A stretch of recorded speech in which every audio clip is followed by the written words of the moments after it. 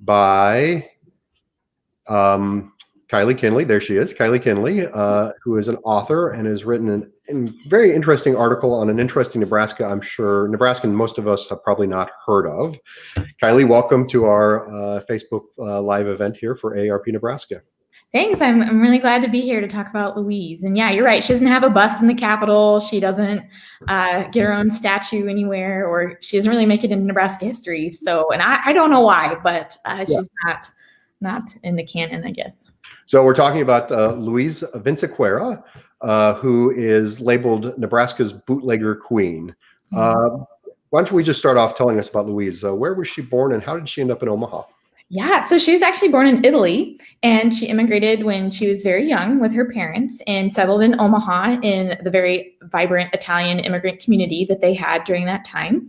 And she married when she was very young. She was 13. So she married a man named Sebastiano, and then immediately had two boys, Carl and Sam, and then later started a very successful bootlegging business in Omaha that she then expanded out into Southwest Nebraska and really the entire state of Nebraska.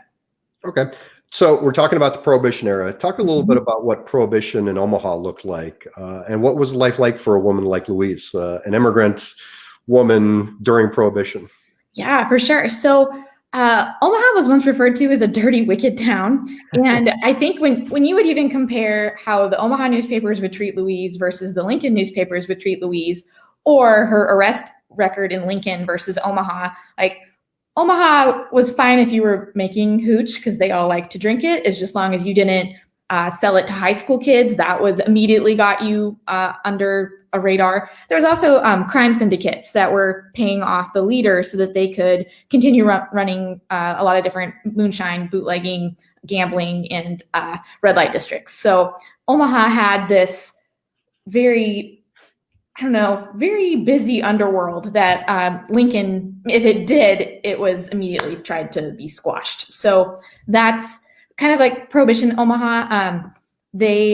Prohibition came about, I don't know if people knew this, and it's kind of interesting because it's the 100th anniversary of women getting the vote. But one of the reasons Nebraskans did not want to give women the vote is because they were certain that women would help pass Prohibition. And when you think about it, you can't hardly blame them. There was no recourses if your husband was an alcoholic and beat you or your children. You couldn't vote, you couldn't own property. And so just having no other way to help it. There was no AA, there were no like groups that you could go to get help if you needed it. Like, of course you're going to try to ban the substance that you see as the cause of it, there's a lot of other things going on, right? And alcohol is often the like symptom and not the disease, but you're going to go after that symptom first. And so, yeah, when women got the vote, Prohibition followed not very long after. So they were right, but it came from a place of wanting to help society and by getting rid of alcohol, and it just made things worse, I would say. I'm also going to assume at this time in Omaha, there was probably not a lot of other economic opportunities for women to go out and find a job and make money for their families. No, and a lot of times you could take in laundry, you could try to offer childcare. The meatpacking business was, of course, huge, but you were not working there if you were a woman. And so a lot of times in my research too, like, women bootleg because they wanted to support their family.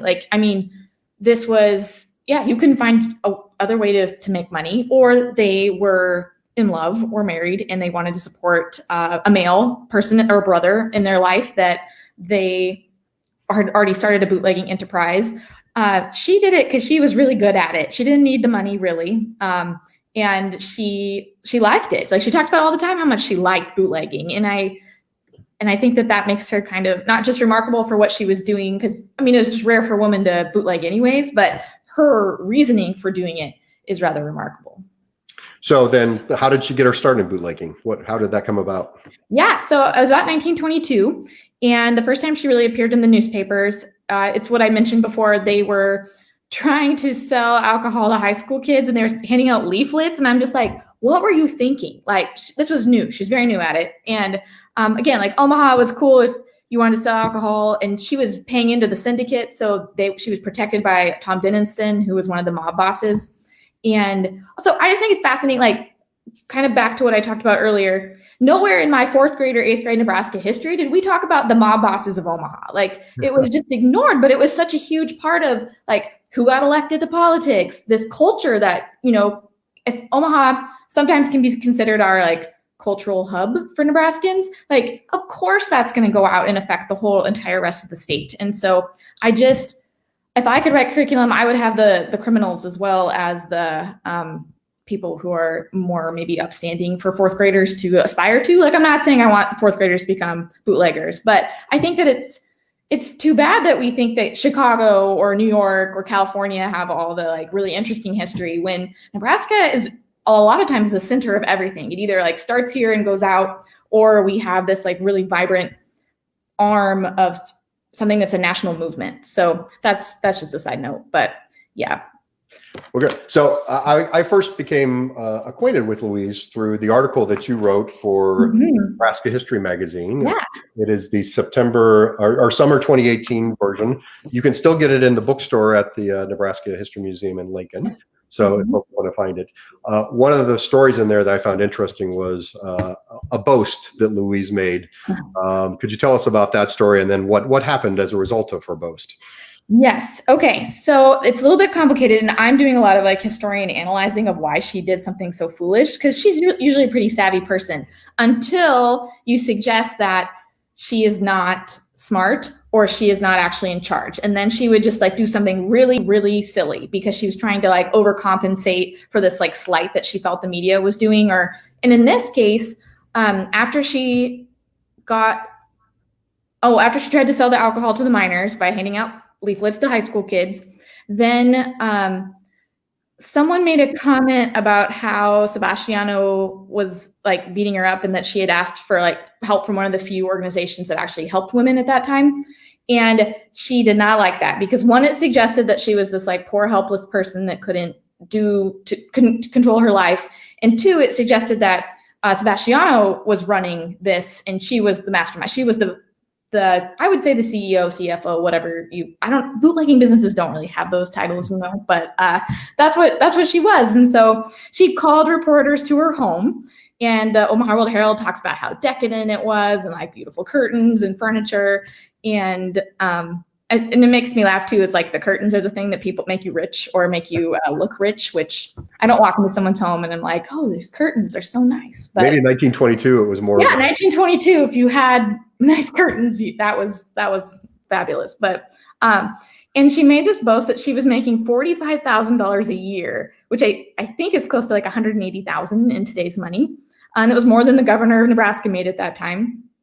And she was like that about all this. She's like, but I'm retiring. My kids need my attention. I think they were fairly young at that time. And so of course the reporters published it, talked about her curtains. And then the next day she was arrested for like tax evasion because they're like, you didn't put this on your income taxes, which is a way that authorities got bootleggers or mob bosses. And I mean, history's isn't that how they got Al Capone? I forget, but yeah. And then she talked about how she regretted it, but she says, I wish I had never talked about how much money I've made bootlegging. She doesn't say she regrets bootlegging or making all that money. Making the money, yes. Yeah. That's not the regret, it's getting caught. Yeah, exactly. Talking about it, that's what got her in trouble. So yeah, but she very rarely served any jail time. Or paid fines. Like later when she stopped paying into the syndicate because she got tired of giving someone for $45,000 to the mob, then she started getting fines and arrested more often because they weren't protecting her anymore. But at this point, like 1922 to 1929-ish, like those 7 years, she was doing pretty well for herself.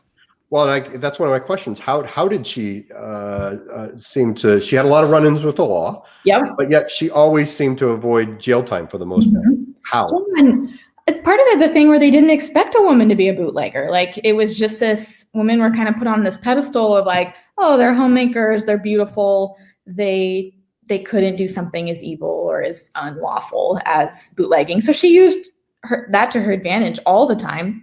One example, so I've read other cases where they would bring a woman along on bootlegging runs, like different places across the country. Because have you seen the skirts that they wore? Like I don't know how many like handles of like vodka or whatever you could hide under skirts. I should I should try that sometime, just in the name of research of like, how many, milk jugs or something can you fit? But they would hide it under their skirts, and the police force was like so solidly male that you couldn't like frisk a woman's legs. Like that was more deplorable than bootlegging at that point. And so they wouldn't search them, and then they would just keep going on with the liquor underneath their skirts. And she had something like that where she was being pursued in Lincoln, Nebraska, and they were getting caught in this car chase that was just like, I also can't imagine doing a car chase through like South Lincoln, because I went to college in Lincoln, and it's tricky. Like it's residential, right? Yeah. But she broke the moonshine so that she could soak it up with all of her skirts. And then you couldn't say that she was transporting moonshine because she was, but when the cop finally caught them and pulled them over, he took her skirts and wrung them out into bottles so that he could prove, hey, yeah, they were hauling moonshine. But I don't guess it doesn't count as moonshine if it's liquid in your skirts. So, yeah, well, that's going to be my other question. What was she making? Was it just moonshine? Was that the alcohol of choice? Yes. For the purpose? Yep. So, who gave her the title Bootlegging Queen? Do you know? Yes, that would be the media, and she never, had an issue with it at all. Later in life, she said, "Don't call me that. I'm tired of that title." But yeah, and it's just. I mean, she's got a cool name, like Queen Louise just has this ring to it. And so she was often called, sometimes I've heard her called like Omaha's bootlegger, and I'm always trying to correct that because she had such an empire, if you can call the rest of Nebraska an empire, beyond Omaha. So yeah, she was great, and she was in Council Bluffs. So it was like a dual state kind of route. But she was out in Hastings. She got arrested a few more in Western Nebraska. They were also a little bit more stringent, and there were no mobs to protect her out in like Red Willow County and stuff like that. But yeah, she had that going for her too. So despite her boast that we just talked about, she seemed really media savvy to me. She seemed like she could make the media work for her purposes. Can you talk a little bit about that? Yeah, totally. So reporters really liked her because it was a novelty, right? She was a female bootlegger. She had a mouth on her, and so she's very good at like very quick responses. Also, I don't know how much the mob boss like paid the press to give her attention, because anything she was doing, they weren't paying attention to him. And so that might be how it started, and that was their deal. I mean, that's not going to show up in the papers of like the talks that Denison and Louise had, but after looking at it and looking at all that research, yeah, you don't know if he started that, and then she was so good at it and being a media darling that it was easy for them to keep giving her attention. Did she ever get national media, or was it all sort of confined to Nebraska? Was she known outside of Nebraska? No, sometimes papers would like run little articles about her, especially when so she started becoming more national news when her husbands got involved. And I say husbands plural because there was a whole thing with that. And so, which is too bad really, because she made national news when her ex-husband shot her second husband and he died. And so that was still like very much like, it matters if the men are involved, but she was less of a focus. But I think that was okay because she didn't want national attention. She wanted to be famous in Nebraska. That's interesting. Did she want to be famous, do you think? Oh, for sure. I think she got tired of it. I don't think she realized what she was doing. And okay. I think that she's good at manipulating, like, I'm going to be famous in this way. But for example, do you want to talk about the murder? Is this a good time? Sure. Okay. I don't really say that sentence often. But, exactly. Yeah. So she was involved in some kind of scheme where she was in a car by herself with this guy named Safaris, and she found out that he had sexually molested her cousin when her cousin was very young.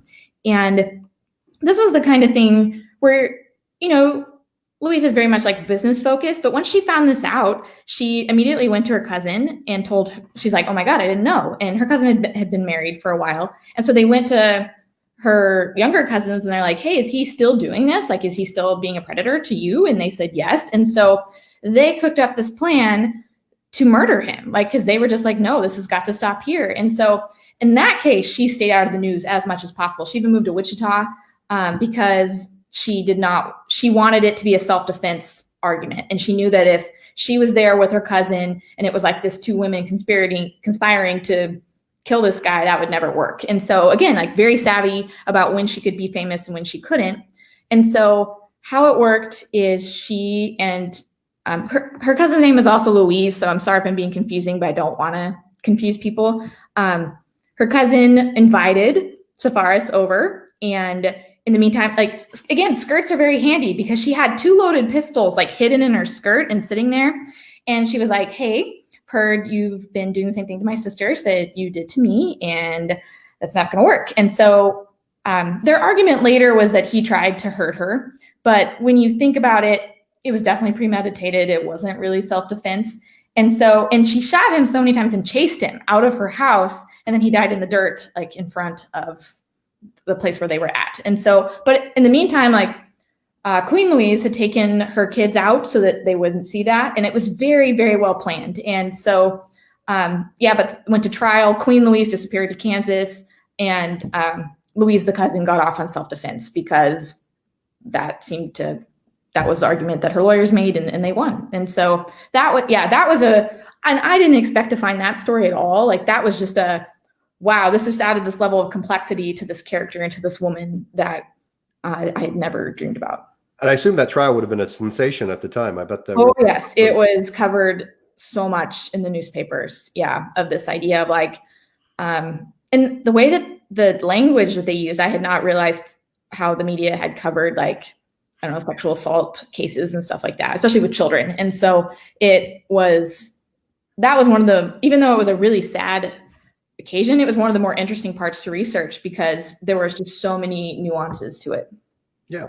So in preparing for this, you also said that you had some information about Louise's house in Omaha. Yeah. Why don't you share that with us? Yeah. So she lived in a variety of places. I would love to do like some kind of, I don't know, walking tour. I don't think you could walk between her houses, but I've always loved that when I go to different cities to check out, and you can still see, and Omaha's done a decent job of preserving like residential history at least. And so it's around 40th and Blondo, and it's still standing. And I'm not sure if they built it or if they moved into it. I think they moved into it, but they were definitely making moonshine and then moving it out of that house. And so the garage like faces out to the left than the front. So that was convenient because you wouldn't see from the front of the house how they were moving things out of the garage. That is also where her ex-husband shot her second husband. And I tried to I didn't want to be a creep, but I tried to reach out to the people that own the house. I just sent a letter and I heard nothing. And so I don't know if it got to them, but I don't know. Do people realize what a bootlegging central that 40th and Blondo were? I have no idea, but I'm really glad that house is still there because if it could tell its story, it would be really interesting, I think. If I found out it was my house, I would be having tours come through daily. I wanted to respect their privacy, and I don't have a lot of information, but yeah, it's just, that would just, I mean, so many different, like, there's also this story where she left Sebastiano. All cases, he was very cruel to her. Her sons write about how cruel of a father he was, and then how much they respected Earl Haney, who was a Prohibition agent. And I mean, this kind of story too, like, just adds in their level of like her personal romantic life. So she got married when she was 13. She was very, very young. And then Earl Haney, by all accounts, is a very upstanding Prohibition agent. He makes raids. He's doing what he can.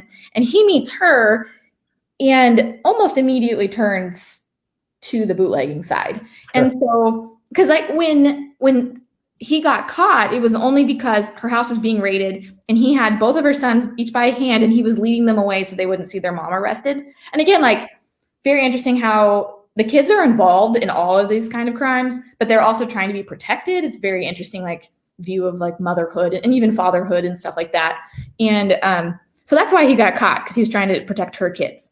And his superior officer was just like, that's ridiculous. He would never get involved with Louise. He's an upstanding officer. And then later had to retract that because it was very obvious that he had been helping Louise. He actually sugar was hard to get because it was not that easy. I don't really know why sugar was hard to get, but he was taking sugar from other raids he was doing in Omaha and giving it to Louise. So, I mean, that's just romance right there. So, absolutely. So, someone enterprising in Omaha should start up the Omaha bootlegging history bus tour and travel around to these sites. So yes, absolutely.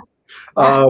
You've already indicated that she operated outside of Omaha and even outside of Lincoln. Tell us more about her work in the rest of the state as well. Yeah, and so that actually started happening after she got involved with Earl Haining and she divorced Sebastiano. And after Sebastiano came and tried to kill her with a revolver. And there's these pictures the Omaha World Herald has that every time I see this picture, I just get chills because she's sitting in her nightgown. Again, I don't know if she had the reporters on speed dial or whatever was equivalent of speed dial, but they were there like immediately because she's sitting in front of this pillow that has like bullet holes in it. And she chased Sebastiano barefoot for like blocks after he unloaded this revolver at her. So again, like just a very, very strong, sometimes foolish woman. But so that ended. She and Earl started moving out to Western Nebraska, and they often got arrested together too in Western Nebraska because, like I said, there was no mob boss protecting them. They also there were more room for car chases in Western Nebraska. So she really liked cars. That was one of her things, along with curtains. And so in one case, they were in an accident, and that's where Earl started doing like serious time after that incident. I think he ended up in Leavenworth in the penitentiary because it was a federal crime because prohibition was a federal law. And so it didn't seem to discourage them that much. And again, I don't have as much research about her Western enterprise because those papers didn't cover her as much because she wasn't quite the media darling in Western Nebraska that she was in Omaha. Right. Very good.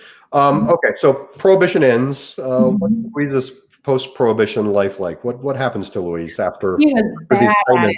Yeah, she was bad at being a law-abiding. And so she tried for a little bit. She ended up moving to Hastings because that was, she'd made connections while she was bootlegging in Western Nebraska. And I mean, by that time she was moderately famous throughout Nebraska. And she was running a roadside tavern, and her youngest son, Sam, was going to Hastings College, and he played football for them. And she wouldn't get a liquor license because she didn't like following rules. And so they kept getting shut down because of that. She did try really hard to be law abiding because she had a textile exhibit at the Hastings Museum. So again, this human is so well-rounded because she can make like fancy needlework. She can drive fast cars. She can talk to the press. She can convince prohibition agents to fall in love with her. Like she isn't just like the one-dimensional kind of gangster's moll that you see in a lot of other interpretations of women during Prohibition. She was very well-rounded and tried a lot of different things. But yeah, she was not in Hastings for very long because she couldn't make it work. So she moved back to Omaha. She remarried again, and then that ended in divorce. I think he went to prison, and that's what happened. And then she moved to Arizona, and that's where she ended her life. But she was only 48 when she was murdered, actually. So, and she does make big mistakes. If she makes some mistakes, it's pretty big. But the one that ended her life, like I still don't understand why you would go in the middle of the night unless you were being forced. But she was usually pretty good at staying out of those situations, and to go buy a car, which. So tell the story. What happened? Yeah, sure. So she's in Bisbee, Arizona, and she was running a roadhouse. And this guy showed up, and she was already in bed, and her staff was like, "No, she's not coming to get this car with you. What are you talking about?" And so, but he insisted, so they went and got her, and she went with him alone. And in the desert, he robbed her and shot her and left her body, and they could not find her for a long time. They actually found her. A road crew found her when they were burning weeds.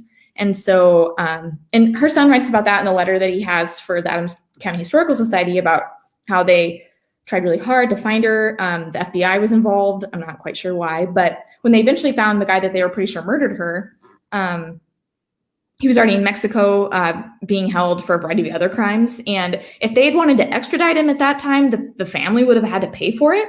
And so they decided to leave him to the justice of a Mexican prison. So that's what became of that. But I don't understand. I mean, she loved cars. She really did. But I don't understand why she would do that unless she didn't suspect anything from this person. But yeah. It seems like there's a lot more to that story than maybe yeah. history has has written down for us. So when you write the screenplay of Louise's life, you'll have to fill in some of those details. Right? Yes, Yeah. absolutely. So how did you get interested in Louise? How did you how did you find her, and how did you go about researching her life for this article? Yeah, so I read about her. She was like a kind of an anecdote within an article I was editing for the Nebraska History magazine when I was working for the Historical Society, and it was about a Prohibition judge. And so, and they included the little bit about her $45,000 boast, and I was like, she sounds awesome. And so I started just doing research about that time period, and she was in the newspaper so often that I was like, well, this is fascinating. And then I got to the story about the murder, and then also like all the things that she had done to not just in Nebraska, or not just in Omaha, but all of Nebraska. And so I was like, this is just such a great story, and I have to write about it. And so I worked on it for about 2 years before it was published. And I relied heavily on newspapers and media during that time, but I also used letters from her sons that the Adams County Historical Society has. They also have these really amazing photos of her, because she liked nice clothes too, imagine that. And she's a very beautiful, striking woman. Like, I mean, the picture on the cover is just one of many of her, kind of just showing her, I mean, she just oozes personality. And so, so I looked at photographs, and I got one of the things I never found out, and I had other people help me too, because I just really wanted to know this, is if she was ever a citizen of the United States, because she'd been trying for a while, and they were like, you're a criminal, we don't know about this. But I don't know if it actually finished, and nothing I can find has suggested that she did become a naturalized citizen. She did she took Earl back to Italy with her a few times. So she made different trips between the United States and Italy, but yeah, I don't know. And I think that was important to her, because she did try several times to do that, but I don't know if it actually happened. And I don't know citizenship laws in the 20s, but it's also potential, if she married a citizen, she might have been granted citizenship that way as well. So Yep, and Earl was definitely citizen. He was from Lincoln. The other thing that was interesting is when Earl was in the papers with Louise, his wife, because he was married to someone else, would suddenly get him like charged on wife abandonment charges and then hauled back to Lincoln. And finally he did divorce her and marry Louise. And after a while, though, I don't know what happened between the two of them, because Louise did file for divorce for Earl, but he was always at her house. Like, there's other evidence that they were trying to make it work. And so, and that is when Sebastiano, he was tried for it, convicted, and then on the retrial, he was acquitted, which I don't know how. Earl was at Louise's house in her basement drinking beer. This was after Prohibition ended, and someone shot him through the screen of the window to the basement, and then he later passed away at the hospital. So, and she got really dramatic after this too, because doing stage photos for the media, not like, I don't want to, maybe not dramatic, but just trying to play along to try to find out who killed Earl, when it was pretty obvious it was Sebastiano. And so there's like a picture of her staged on a phone looking like shocked, which is very weird to me. Like, it's a murder investigation. And then there's even a photo of like a gun and a stump that the Omaha World Herald ran, that she said was the gun that Sebastiano once owned, because she was married to him at one time. And so it was, like this like Earl with her. So she had been, associated with Earl for a very long time. He obviously cared about her so much. And yet when he was murdered, probably by her ex-husband, she did what she knew best, and that was to just play to the media as much as possible. And so that was strange to me. But I also, she didn't leave a diary or anything like that. So I don't know that was her coping mechanism, is when she was in trouble, she would call a reporter, which is very interesting. Yeah. Well, in today's world, I think we maybe can relate to that. Mm-hmm. Yeah. If you're in trouble, of course you go to social media to talk about your troubles, or you go, so it really not a lot has changed since. I tried to imagine Louise with 140 characters on Twitter. Oh my gosh. I've never thought about that. Yeah. That's, can't even. Mm-hmm. So this is my favorite question I'm going to ask you. Yeah. Because I've thought about it a lot. If Louise were alive today, what would she be doing? Was she destined for a life of crime, or would today have presented her more opportunities and more outlets for her talents? Would she be an investment banker? Would she be some sort of tycoon of industry, or was she always going to be working on the wrong side of the law?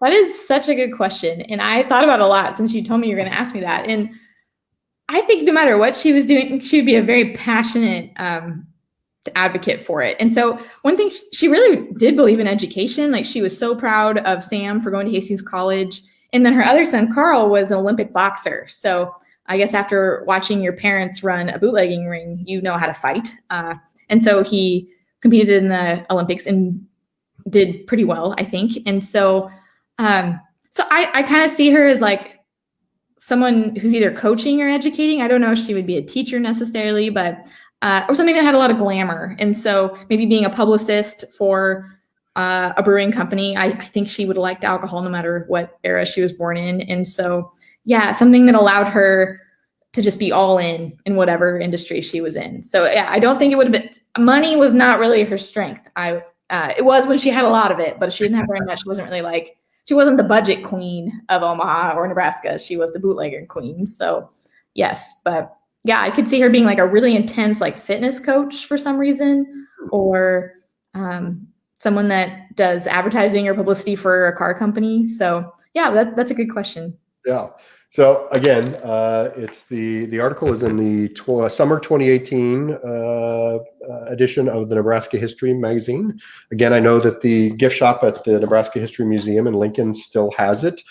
Any other places we should send people if they want to learn more about Louise? Yeah, as far as I know, I think that Hastings Museum still has copies of it. And you can also call the Historical Society and they can help. I mean, you don't have to physically go to the gift shop at the Capitol or at the Nebraska History Museum. You can also arrange to get it shipped to you if you're interested. So yeah, it has a lot more about her relationships with her two husbands, and also just a lot of context of how many times she got arrested and then didn't actually go to jail or pay any money. So it's, well, that's an excellent point. We've barely scratched the surface of the stories that you have in here about Louise. So there's a lot more in depth in the article as well. Yeah.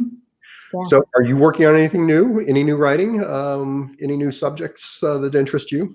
No, I work for Nebraska Extension, and so I just finished up county fair season, and I have just not had a lot, and I still feel like there's a lot of stuff left to be told with Louise. And so, I mean, I had thousands more words than what would fit in a scholarly article in that magazine, and so I learned new things about her. I mean, I had one of her relatives that lives in California reach out to me after I did a talk and kind of talk about different things he remembered or remembered his family talking about. So yeah, it's definitely living history, and I'm always excited to talk about it.